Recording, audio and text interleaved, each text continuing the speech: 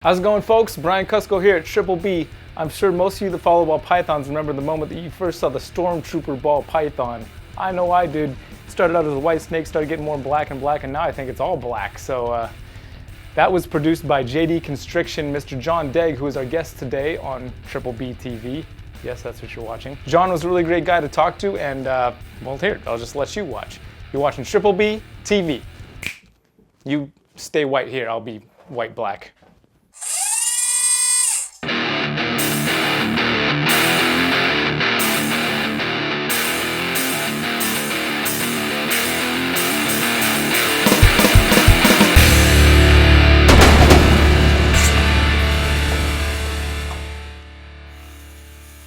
Did you ever do one of these things before? Not with you for sure. Oh, definitely not with me. I would remember that. I'm trying to think. A couple news things. That's about it. Oh, nice. Yeah. Nice. Well, I mean, I don't even know. How did you get into keeping reptiles? Just generically?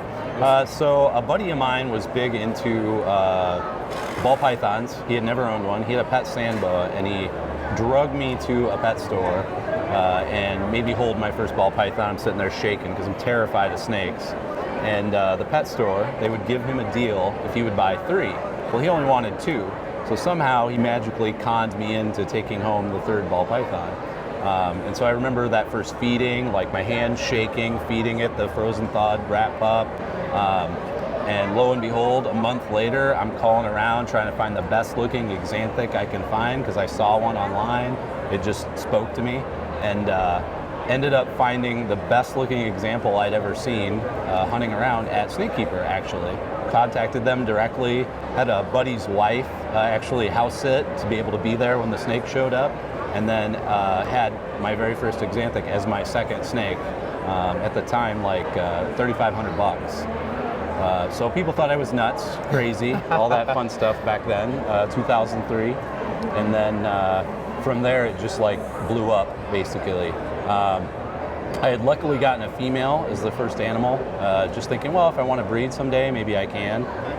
Nerd had started showing really awesome pictures of pastel Axanthics. They had just started making those. And their lemon line pastel stuff had just started coming out as well, being a little more available. So my next snake was a lemon pastel nerd line Axanthic.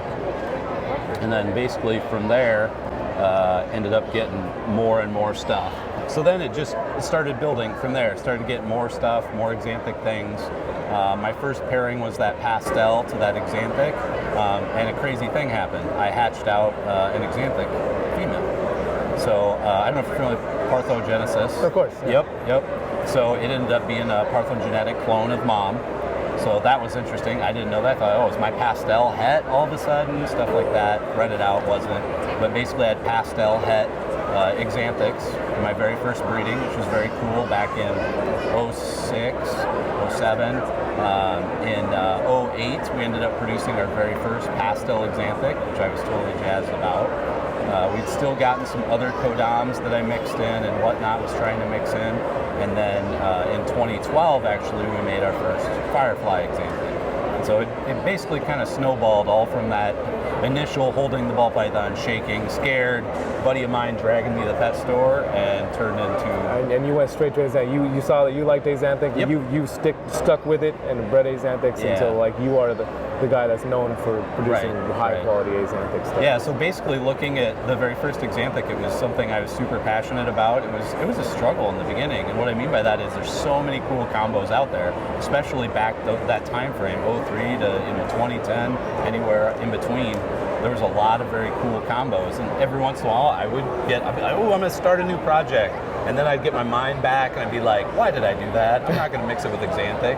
I'm not gonna have 1,000 ball pythons. I need to concentrate. So I always keep gravitating back to focusing on Axanthic projects and something longer term. I'm a patient person, and I also saw a lot of lower quality animals out there are not as nice as what I thought they could be. People were just pairing animals to pair animals, and I thought I can refine this, do some selective breeding, be extremely picky about the animals I bring into my collection, whether it be just a pastel or just a fire. I got my very first pair of fires from Mike Wilbanks, picked out the best 2 fires he had, and that's what eventually come to make everything I have now. So I usually the Wilbanks line fire is probably one of the best lines of fire out there too. And especially back then. I always talked to the originator of the gene. I figured they got to have the most of it and be able to pick from the most stock to find what I think is the best to really enhance Axanthic as you start adding more genes, making it cleaner, making good combos. I was jealous. I'll tell you, I was jealous of people they'd hatch, a Firefly Enchi. When people started hatching those, codom-wise, how expensive they were, how cool they were. Fireflies too. It was amazing. I'm like, that's so clean. Some people had really amazing ones. I just got to get Axanthic in that. It's going to suck the yellow out. That thing's going to be black and white. And sure enough, they were awesome looking. They hatched out really cool, kind of exactly what I was shooting for. Nice, man. Well, can we take a look at some of these? Yeah, let's do it. Go ahead. Crack in. Cracking into the crack. Ball python crack. Let's go. Let's start here. That girl. This is got some GHI, pastel, Axanthic, obviously. Yes, yeah. So that girl came from breeding a pastel Axanthic GHI to a GHI het Axanthic. And so it's a super GHI? Super GHI Axanthic pastel. Nice. And what really shocked me about that animal is it's almost got a silver hue to it as opposed to white. Usually with pastel you see a lot of white. It did not look like I thought it would, and it looked better in my mind. It's an amazing looking animal. Actually, when I hatched that, I was extremely jazzed about how cool that animal looked. The other really fun thing about that clutch, again, I got super lucky. I almost got people punch me in the face lucky. The original GHI male that I brought into my collection was 50% het clown, and through the 3 generations that produced that animal, it ended up proving that both the mom and the dad were het clowns. So there was clown animals in that clutch. Nice. So she's 66% het clown as well. Awesome. So I think that, throw a clown in with that, I think it's going to be amazing. Yeah, you're telling me, man. Wow.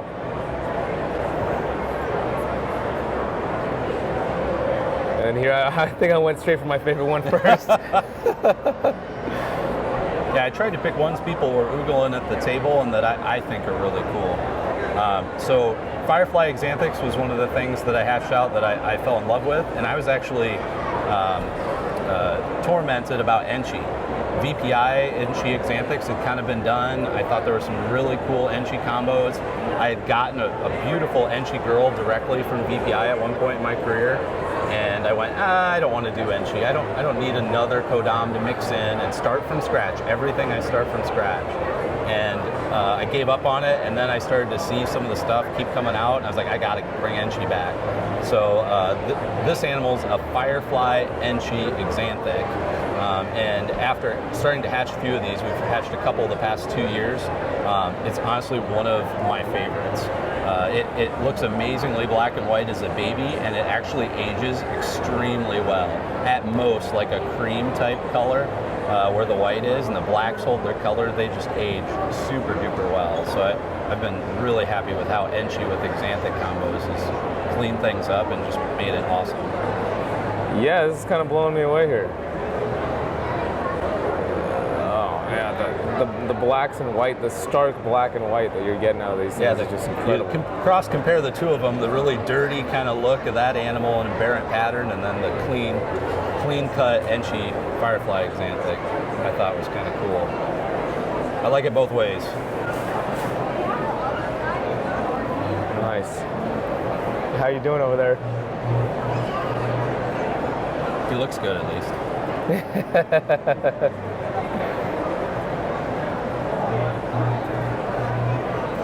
Awesome. I'll get you a little side by side here too.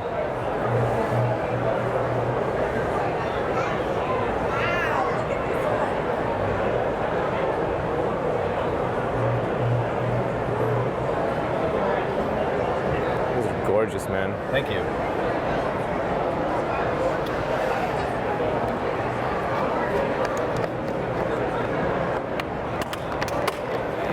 And then the second box of crack.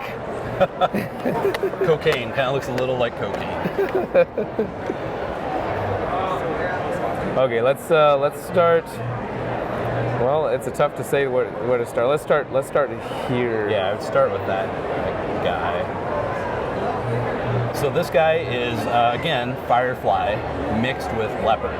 When Firefly is the key to making a nice, really black and white Axanthic. Firefly makes amazing Axanthic combos. I'm so happy I went down that path.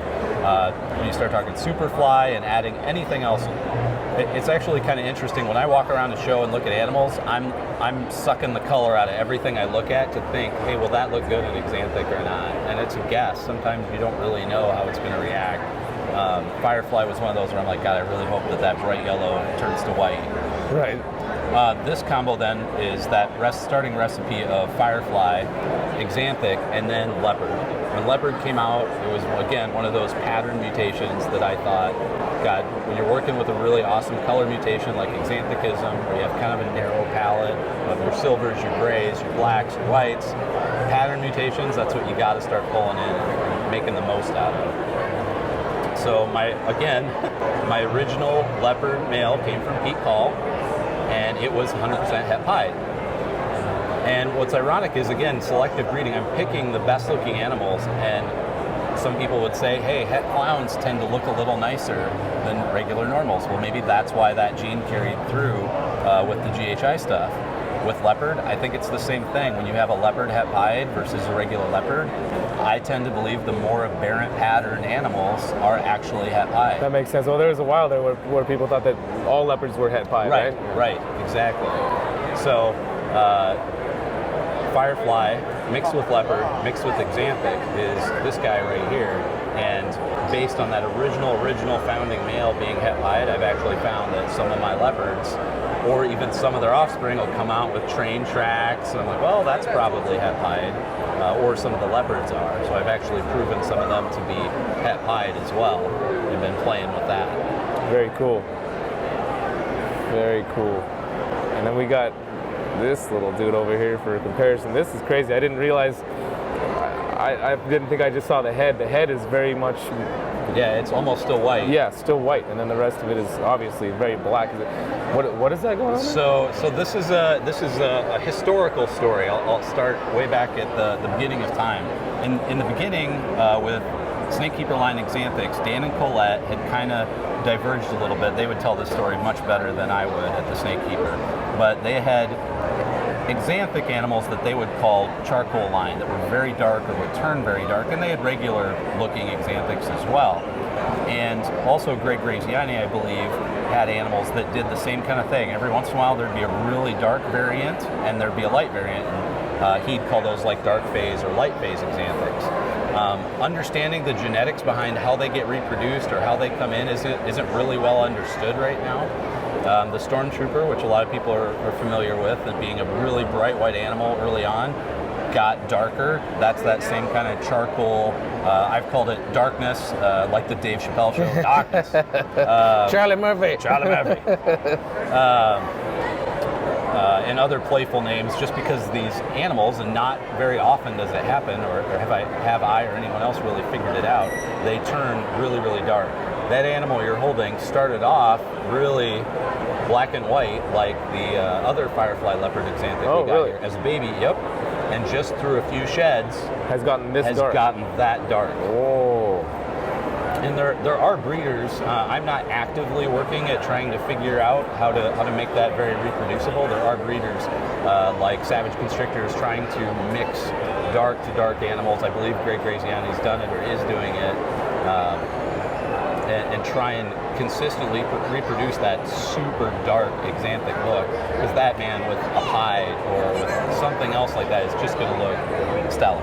It's going to look amazing if you can consistently reproduce that. But yeah, made two similarly genetic animals that looked identical as babies ended up looking very, very, very different as they went through a few sheds. Wow. this is cool, man. I've not gotten to just sit and Play with an Axanthic? yeah, and then play with your snakes. Like your stuff in particular. I mean, see it in person. You know, the Axanthics on many pictures you see in black and white, and it's like Yeah. you have to do is bring down the saturation a little bit. Exactly. But these animals are like, it's like a zebra. It's Yes. like black and white, black and white. Amazing. Thank you. So cool, man. I appreciate the history of those too, man. Yeah, People sure. love to hear about the stories No of problem. how it comes through like that. But thank you for coming and taking the time to talk to us today. Absolutely. Really appreciate Thanks it, for man. taking me, Brian. Thank you, bro. Appreciate it. Want to do a big one too? Yeah. Oh, yeah. I hope you guys enjoyed that. There will be a link down below where you can find John's stuff and everything he's involved with and all the work he's doing with ball pythons. And next week, we're gonna have Mr. Justin Kabilka on. I was gonna save him a little more towards the end because I usually like to save my favorite ones kind of towards the end, but he was getting a little antsy over there. Sorry, Justin, we're putting you in the middle now.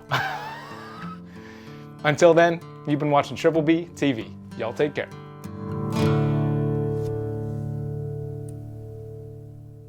I don't know who was messing with those knobs, but somebody was. Too loud or too quiet? No, just a little too quiet. It's all right. I can fix it in post, but Sure. I just want to make sure for the rest of it it's there. I hate when somebody comes and touches my stuff, man. Okay, sorry. And all of a sudden it's like, he looks okay, he's on the floor. Yeah. Really, I'm still really drunk. It's just I handle it well, and then it's got just the too good much. poker face. Yeah. Well, that's something to be said for it. I mean, it's a skill in its own right. It is.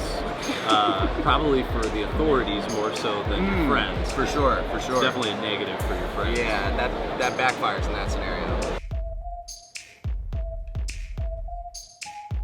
Yeah?